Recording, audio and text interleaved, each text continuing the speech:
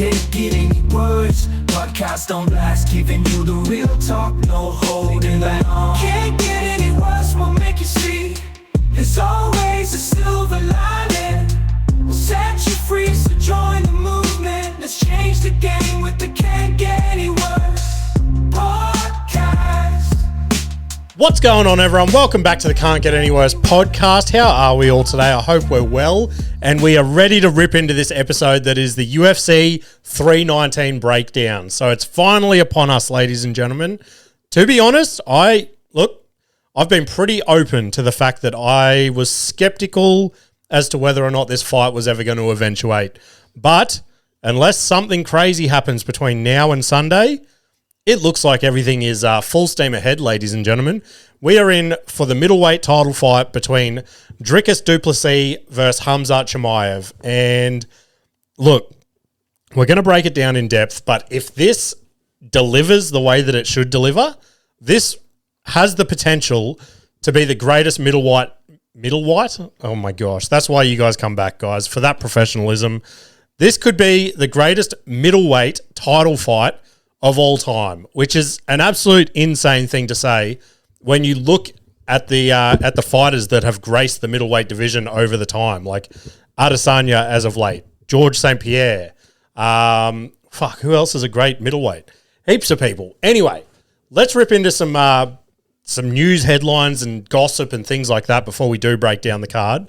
And I don't think we'd be doing our job unless we kicked it off with the huge news for the week. The big deal is done, ladies and gentlemen. Dana White comes out and announces that the UFC TV rights have officially, the deal has been signed, and for the next 7 years, the UFC will be with Paramount Plus and CBS. I think, technically speaking, they're the same company. I just think Paramount falls under the CBS umbrella, if that makes sense.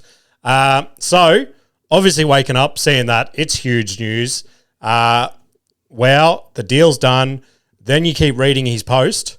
This is where everybody's minds completely blew, including mine, okay? I kept reading and I see the pay-per-view model is now scrapped as of 2026. Absolutely insane to think that since 1993, when the UFC eventuated, they have followed this pay-per-view model. It has been what they've been built on, and they have had to sell those pay-per-views every single month to make their nut, okay?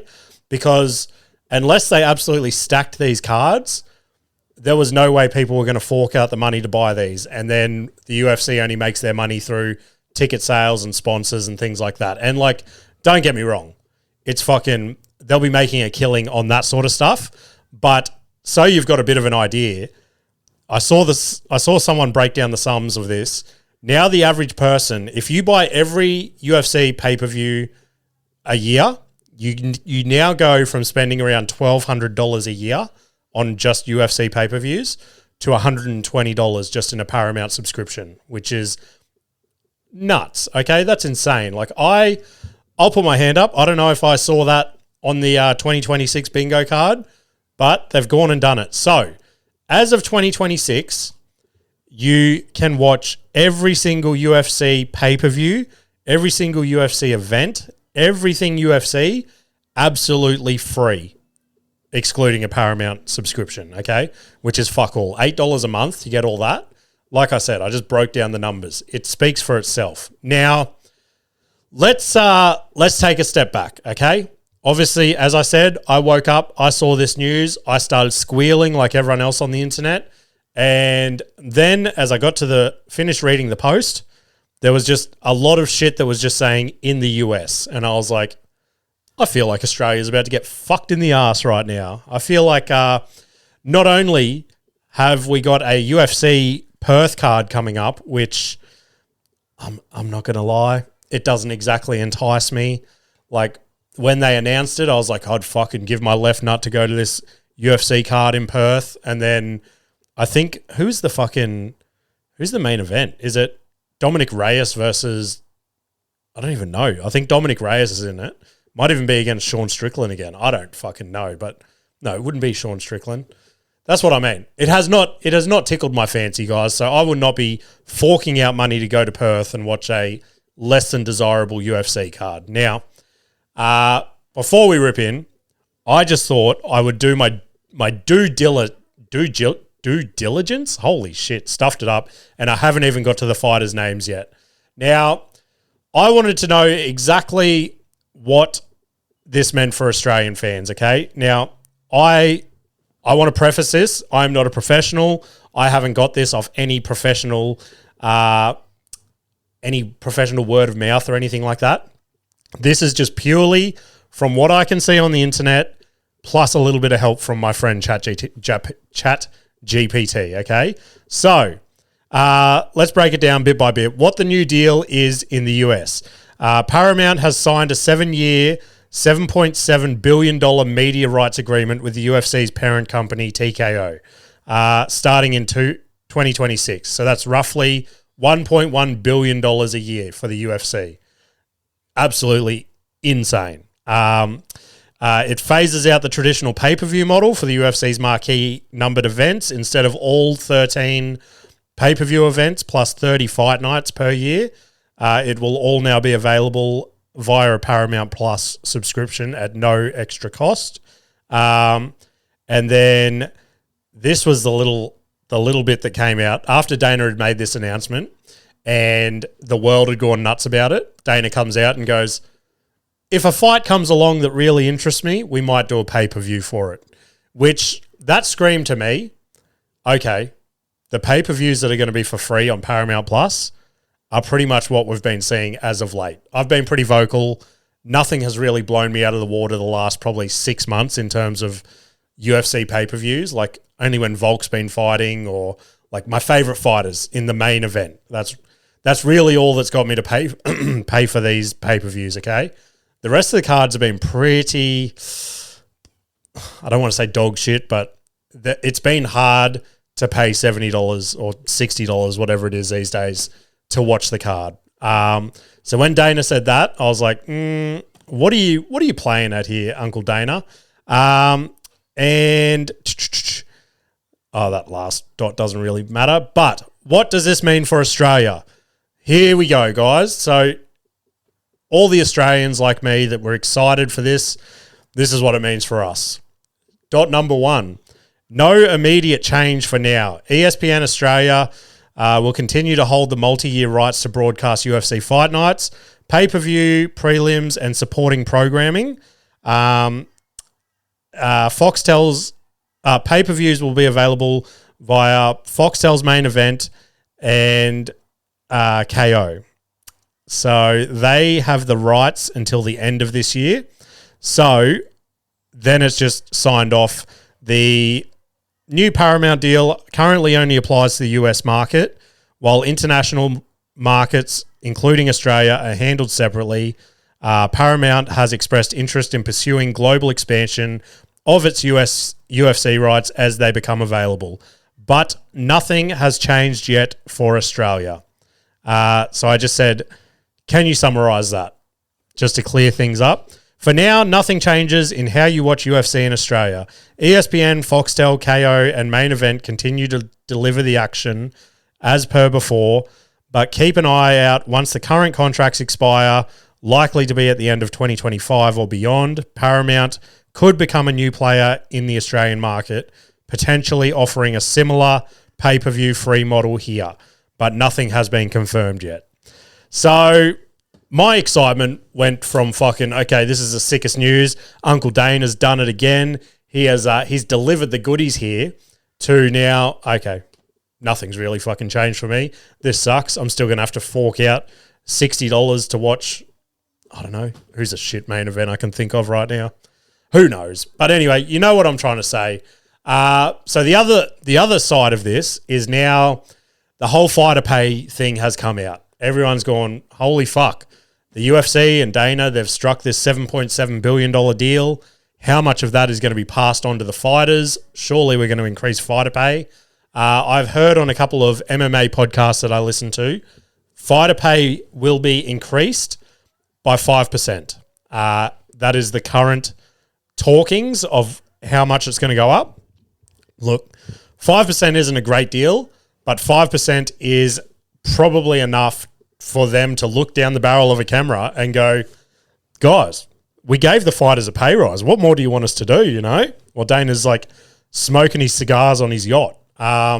So I don't know, guys. The other thing, this is the last thing I'll say about it, is, and obviously I understand the UFC is the boss, okay? They're the company. They're not going to go around. They're not going to tell all the fighters, hey, this is what we're thinking about doing, just so you can prepare yourself, yada, yada, yada.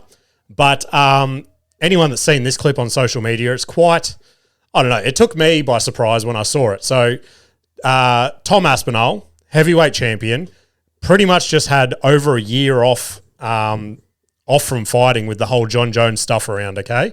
He's now been granted the heavyweight championship, which in theory he probably has been the champ for the last year with Jon being so inactive. He is doing an interview with Ariel Helwani, the MMA journalist, probably seen as one of the best besides Jimmy Misson from the Can't Get Any Worse podcast. And Ariel basically says, what do you think about this deal? And Tom is basically blindsided. He's like, you're breaking this news to me. I know nothing about it. And Ariel's like, oh, that's crazy. Like, what does this mean for like your pay-per-view numbers and stuff? So anyone that doesn't know that, every UFC champion gets a percentage of UFC pay-per-view profits, if that makes sense. So Conor McGregor obviously made bank easily off all his pay-per-views. He had heavy pay-per-view numbers. And now Tom Aspinall's like, well, I'm not even into that yet. I've only just got the championship. I was sort of banking on some of that back-end stuff from UFC pay-per-views. He's like, well, like, what's the deal? Is the UFC just offering me a flat rate now to fight? So there is a lot of unanswered questions. And by the sounds of it, now the UFC has a couple of their champions, and I'm sure fighters as well, that are like, well, what the fuck does this mean for us? Like, how much am I getting paid to go inside that cage and put my body and my brain on the line, cop potential brain damage every time I get hit in the face, just for this big deal to happen for you guys? So obviously it's early days. I'm recording this the day after that big announcement. So I would imagine over the next week or so, more and more information is going to trickle out as to where it's all heading, what it all means, and potentially even an announcement for the Australian market, and just let us know where we sit. I would like to think that once the current deal with all the Australian distributors and stuff, such as KO and Foxtel and stuff, as soon as that runs out, I would like to think that the UFC would want to streamline it and just be like, Paramount is our supplier in every single country. You know what I mean? Like, if you want to watch the UFC, you need a Paramount subscription. It just makes sense. So Dana White had his hands full. He announced all that. And then he comes out just when you go, okay, Dana can't tell us any more information. He's all informationed out. He comes out yesterday and he goes, I am sitting down with Donald Trump at the end of this month and we are mapping out the UFC White House card. It will be happening on July 4th, 2026. So he goes, we're mapping out all the details. We're working out how the cage is going to be set, what the backgrounds are going to be, who the fighters are going to be, who Trump wants to see on the cards. So it's all happening, guys, in the world of the UFC. So I'm very excited to see where that all heads to. But again, as of yet, no real information as to who's fighting on there or what it's going to be all about. But I am intrigued. And to be honest, I don't know. I really don't know who they're going to book as the main event for that. Like, the obvious ones are Jon Jones and Conor McGregor. Dana's come out and said, I can't really trust Jon Jones for a card of that magnitude. But if he's saying that about Jon, I would trust my kids with Jon Jones before I let them stay with Conor McGregor for an hour. You know what I mean? So I saw, again, they're rumors. It's all MMA, Real Housewives of UFC all over social media. I saw whispers of Conor McGregor. Well, Conor McGregor is back in the testing pool now. He's posted some of his tests and stuff like that. So he is actively in the testing pool, which is hinting to a comeback, I suppose. So I have seen whispers of Conor McGregor versus Ilia Topuria at the White House, which not only would be an insane fight, it's sort of like past versus future. Like they are pretty much, as we've said, more or less the same fighter. You could sell that so many ways. Past versus future, good versus bad, fucking Irish versus Spain. See, in saying that as well, if it's the White House card, you'd probably want an American to headline the card, I would have thought. But who knows? I don't think there is a bigger fight to make than that. If they want to, if Dana and Trump sit down and they just go, okay, what is the biggest fight to make? That has to be it, I think. Unless, even in that, like, I was going to say John versus Francis. That way you get an American on the card. But yes, that's a huge fight. But if they're going for like, this is the biggest thing we have ever fucking done in the history of the UFC and in terms of putting sporting events on at the White House, Conor McGregor versus Ilia Topuria sells itself. I do not know one single household, even the most casuals of the casuals, would pay for that. It would easily do the biggest numbers in UFC history, without a doubt. Let me have a sip. We will carry on. A couple more talking points and then we'll break down the card.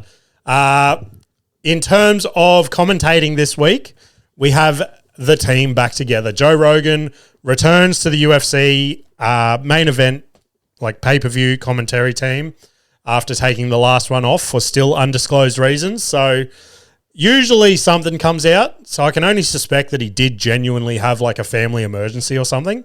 Otherwise something would have come out that Rogan had the shits with Dana or this happened or that happened. And yeah, nothing's really come out. So you can only assume that something actually did happen and Rogan genuinely needed the time off. Now, the other cool thing about the commentary team this week, Dustin Poirier retired last pay-per-view. We're all in here. We're all shedding tears. He makes his debut this week as a, what are they calling it?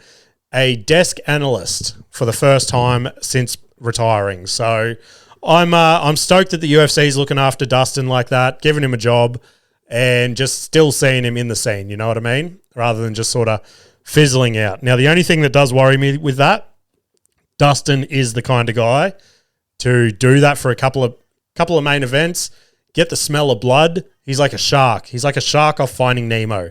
Just get that smell of blood rising off the octagon to his desk and just go, that's it. I'm fucking coming back. I'm winning that strap. I retired without it. There's no way I'm retiring without the belt this time. So, interesting to see where that all goes, but I'm keen to see Rogan back and I'm keen to see Dustin have a crack at the desk analyst. Now, leading into this card, we have the bloke that beat Robert Whittaker only a couple of weeks ago. De Ridder has started training for whoever wins the main event of this card. So he is preparing for whoever wins, whether it be Du Plessis or Chimaev, and he has basically shot his shot. He's like, I'm next in line. I'm training. Let's fucking do this. I don't care who it is. So hats off to him for just more or less tying the UFC's hands, I suppose, and just saying, you guys have got no other option. I'm the next best thing. Give me whoever wins this. So I don't know. After seeing him against Bobby Knuckles,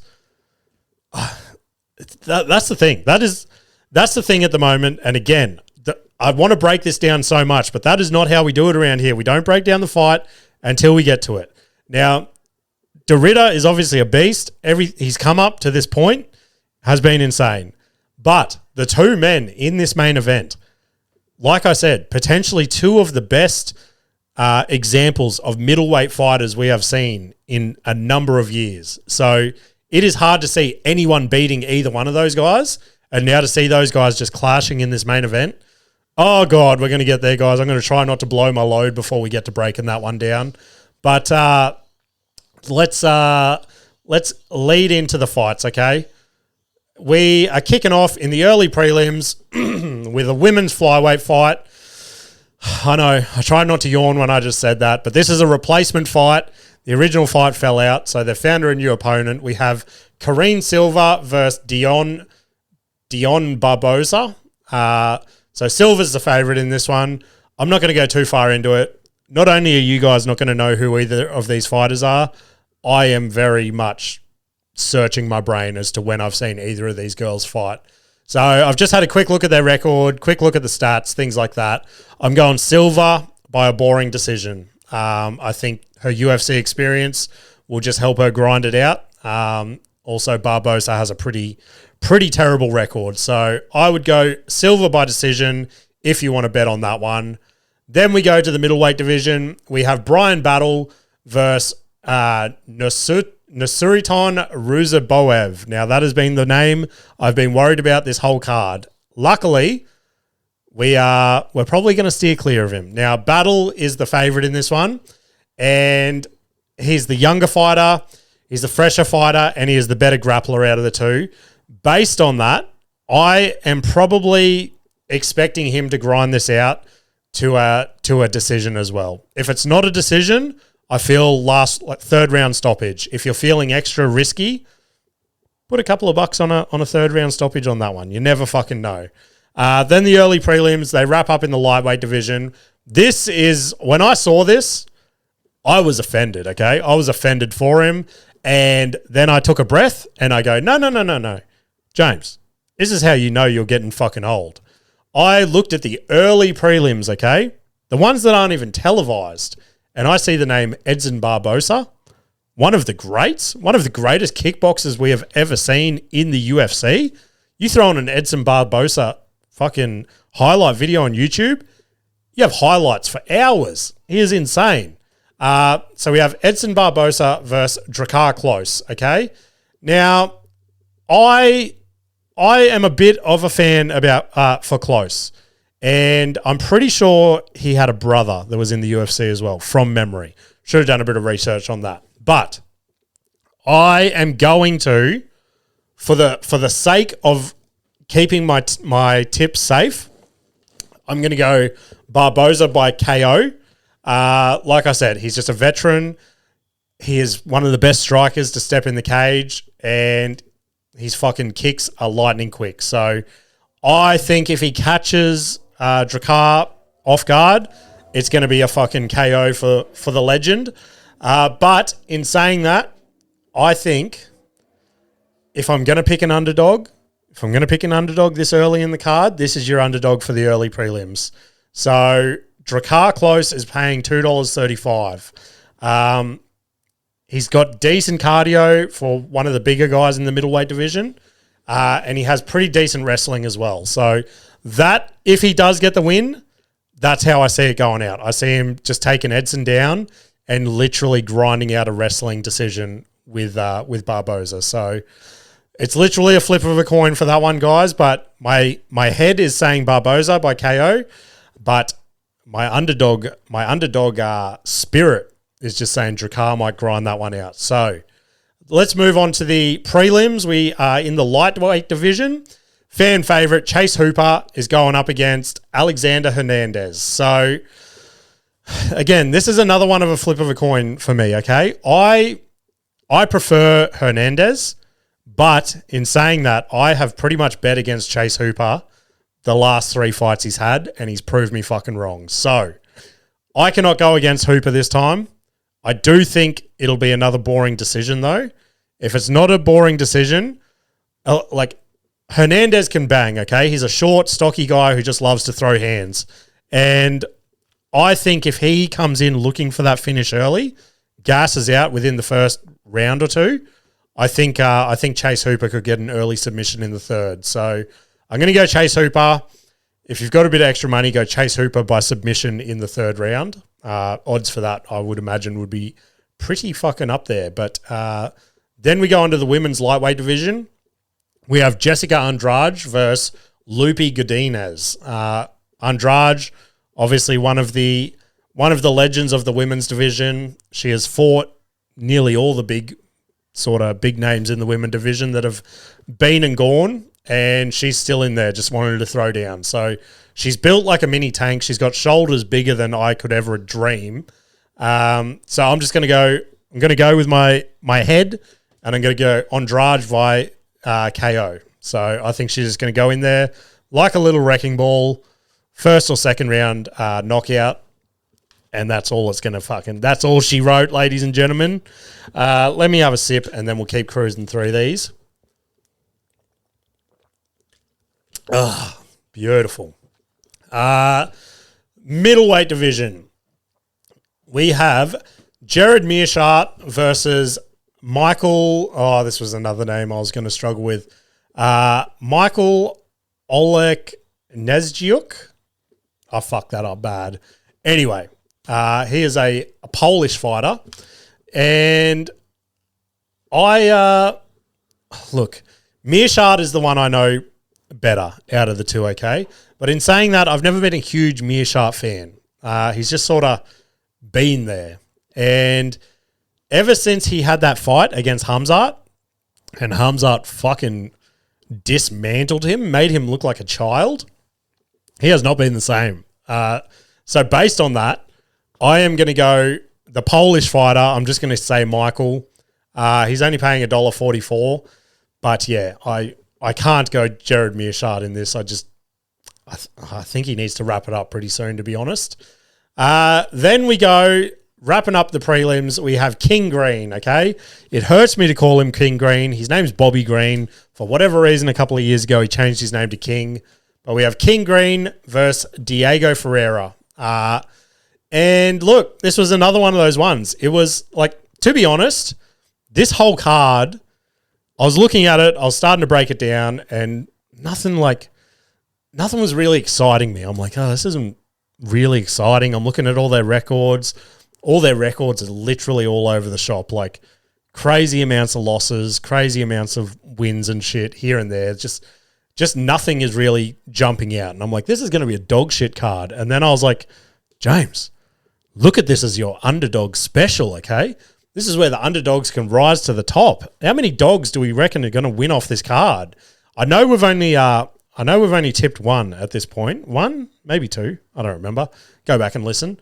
But I really, really want to go Diego Ferreira. He is paying $3, but I just think King Green has that.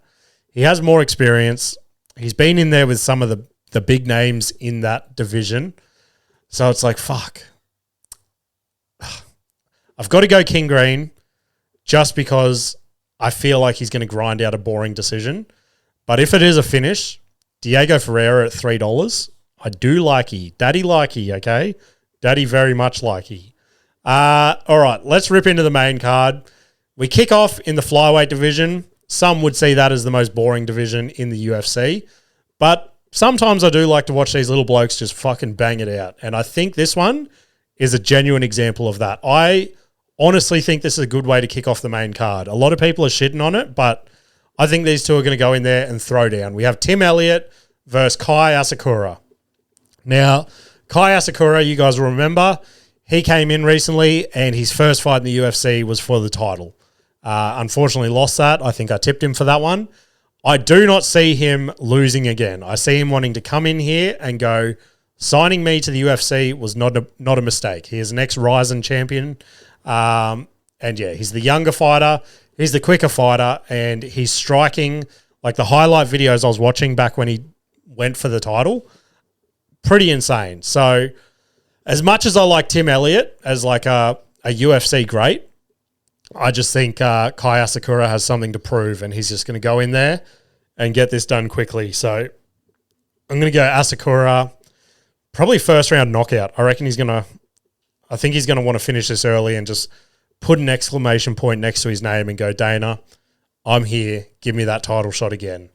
Then we move up to the middleweight division. I think this might be the backup if someone in the main event gets injured, one of these fighters moves forward. But this one has me a little bit excited as well. And again, looking at this main card, I wasn't keen off the bat. And as I started assessing them, I'm like, actually, this could pan out to be a pretty fucking decent card.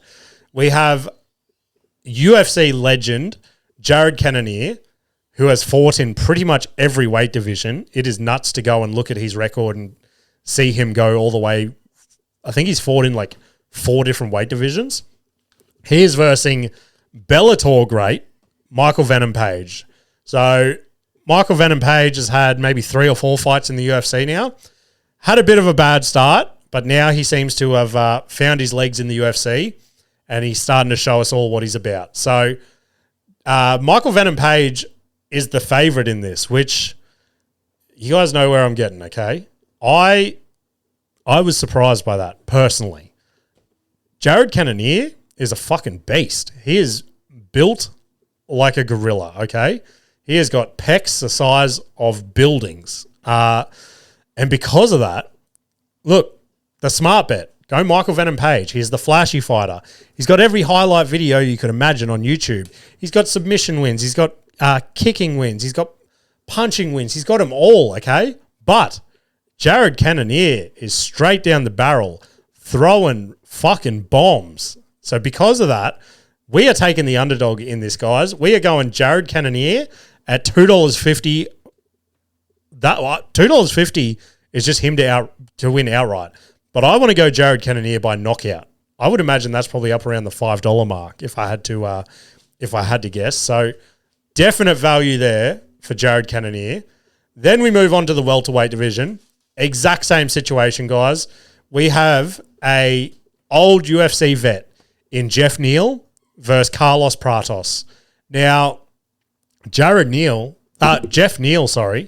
is built like a fucking concrete god as well. The dude, he's from the head up, he looks like a 60-year-old pensioner.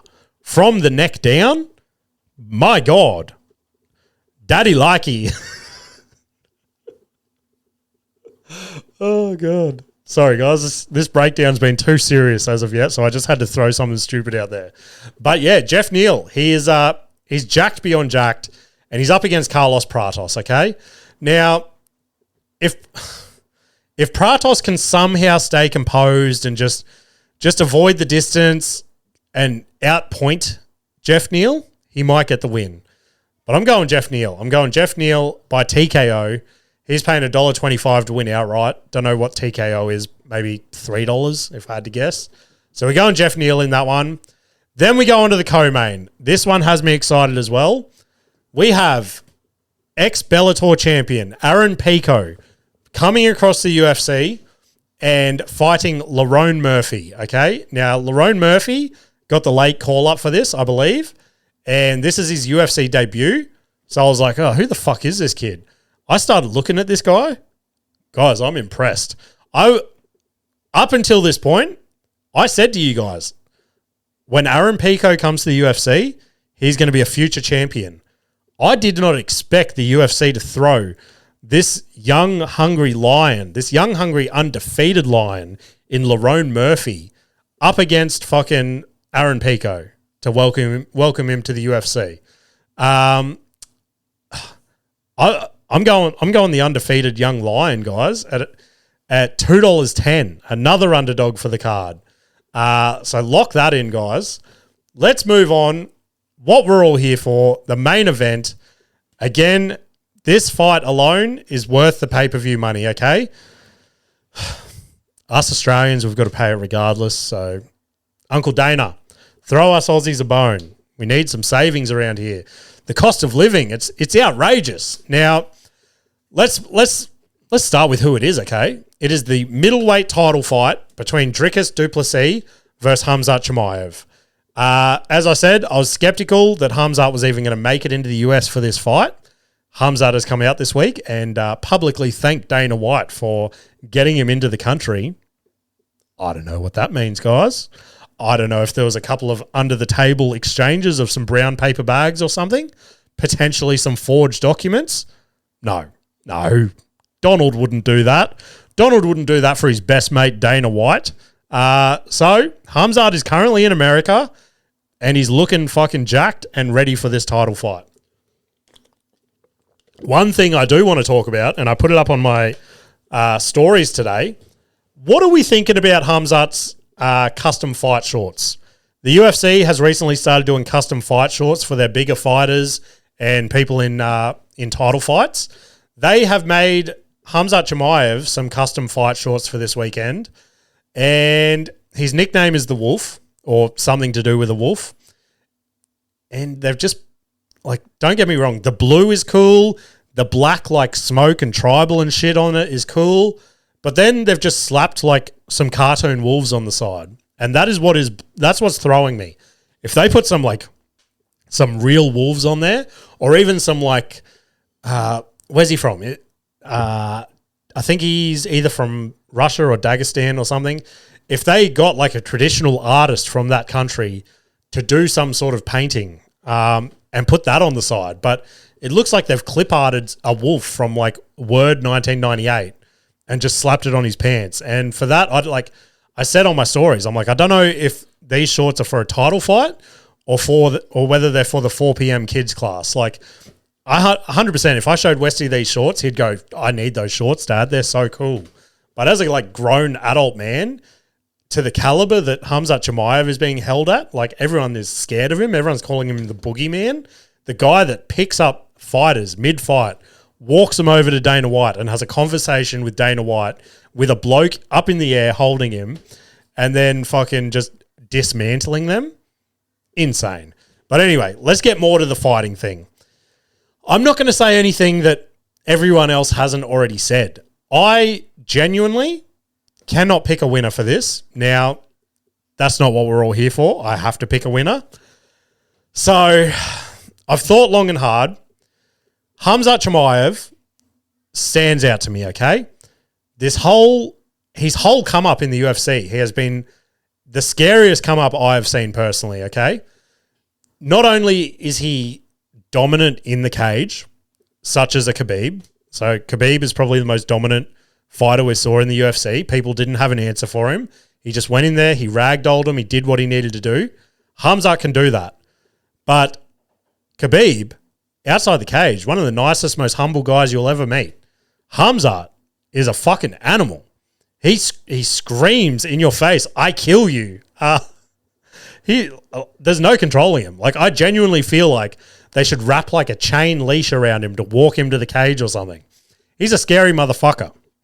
Now, in saying this, I mentioned the two blokes in this middleweight title fight are the two best examples of middleweight fighters we have to date. And Dricus du Plessis, he is another one that I definitely struggled to get on board with, okay? I didn't like him for the longest time. He came up against one of our favourites, Israel Adesanya, and it was the first fight after he had his nasal surgery. And he basically come out and said, now that I've had this nasal surgery and I can breathe, there's nobody that can stop me. And everyone was like, shut the fuck up, Dricus. You're talking gibberish. And he goes in there and he fucking destroys our boy Adesanya. And we've got to take a step back and go, holy shit, this guy is for real. We need to start listening to what this bloke has to say. And then from that moment, he just goes on a tear and nobody has looked good or dominant against him. And because of that, I have to stick with him now. I doubted him for too long, and now I'm on the other side of the fence. Now I'm saying, prove to me that you can beat Dricus. As much as I think Khamzat is the scariest guy in the UFC at the moment, I think Dricus is the smarter fighter. He has the better cardio. He has the better striking, if we wanted to get technical about it. So I feel like Khamzat is going to go in there and he is just going to go nuts from the bell. And if Dricus can withstand that, he just has to more or less defend and counter for the first 2 rounds. Khamzat will tire himself out. And if Dricus can get this to the 3rd round, he gets the win. Look, I'd like to say by decision, but I'm feeling a round 4 or 5 KO. I reckon that's how it's going to go down. I'm going to go round 4 KO for Dricus. I don't know what exactly that's paying, but he is paying $2.60 to win outright. So, I'm going with du Plessis. I feel like he might let me down, but we will see, guys. But that has pretty much been it. But there is one last thing to touch on, guys. Our Can't Bet Any Worse multi for UFC 319, voted on by you guys on the Instagram stories. We have, with 67% of the votes, Khamzat Chimaev in the main event. Then we have Jared Cannonier with 60% of the votes, and we have Carlos Pratos with 85% of the votes, giving us a combined multi of $5.40, guys. So we'll slap a cheeky 5 on that. We need to hit one of these soon. We need to fucking hit one of these. I'm going to need to sell the house, guys. I'm going to have to sell the house soon, but we'll keep riding it out because you guys vote on it and I'm fucking here for it. Anyway, shows to plug. I have for West Park Productions, Sunny's at Margate on the 23rd of August, Distillery Road on the 21st of September, and the Orion Hotel on October 10th. Tickets all available for those shows still.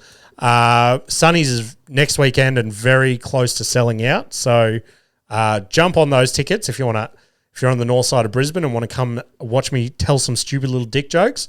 Other than that, guys, send submissions via DM on Instagram or email me at can'tgetanywhorsepod@gmail.com. Throw the podcast a 5-star rating on Apple or Spotify, wherever you listen to this. It helps out more than you'll ever know. I appreciate you all listening to this, and I will see you later. Can't get any worse, we'll make you see. There's always a silver lining. We'll set you free, so join the movement. Let's change the game.